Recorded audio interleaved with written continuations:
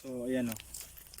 Katulad nitong scissor na to, itong ginagamit yung scissor na to na pruning scissor, ay kaya nito putulin itong sanga ng kalamansi.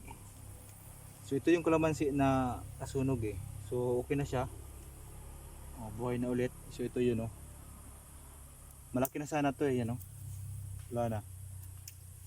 So ngayon gagawin ko dyan ay puputulin ko na to. Kasi wala na to. So itong gagamitin ko pamputol natin. Pat dito.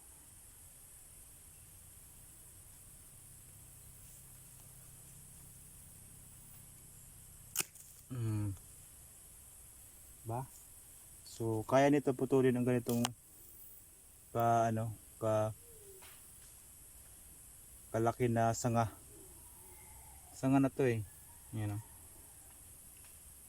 So kayang-kaya pa naman putulin siya.